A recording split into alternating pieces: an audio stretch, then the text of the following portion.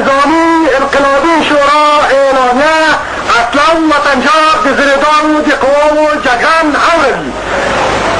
به نظامی انقلابی شورا اعلامیه اصلا وطنجار به زردان و قوام و جگران اوروی که زمینی جنگ لپاره په تاریخ کې د سلطنت ظلم استبداد وروستنۍ بقایا او د نادر خان د کورنۍ قدرت پای ته ورسېد او ټول دولتي قدرت ولس ته لاسته ورغی. دولتي قدرت د عسکري انقلابي شورا په پوره واک او اختیار کې ده. ګرانو وطنوالو، ستاسو ولسي دولت چې د انقلابي شورا په لاس کې دی خبر درکوي چې هر ضد انقلابي سړی چې وغواړي چې د انقلابي شورا له هدایت او مقرراتو څخه سر وغولوي، ژر تر ژره یې د نظامي انقلابي مراکزو ته وسپارئ.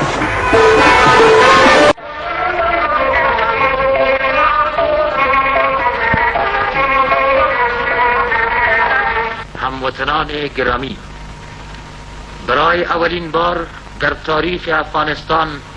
آخرین بقایای سلطنت ظلم، استبداد و قدرت فامیل خاندان نادرخان صفاک خاتمه یافت و تمام قدرت دولت به دست خلق افغانستان قرار گرفت.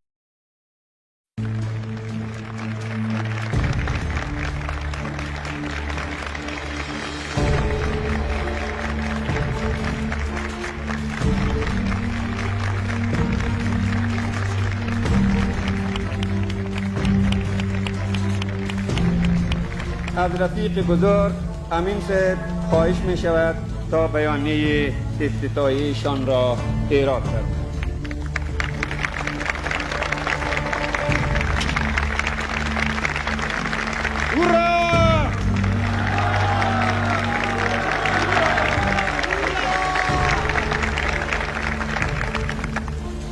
انقلاب ظفر آفرین ثور که به رهبری حزب دموکراتیک خلق افغانستان دساتیر و راهنمودهای خلاق و دارای تسلسل منطقی رهبر و راهنمای پر افتخار انقلاب سرقمندان اعلای قوای مسلح افغانستان منشی عمومی کمیته مرکزی حزب دموکراتیک خلق افغانستان رئیس شورای انقلابی و صدر اعظم جمهوری دموکراتیک افغانستان رفیق نور محمد ترکی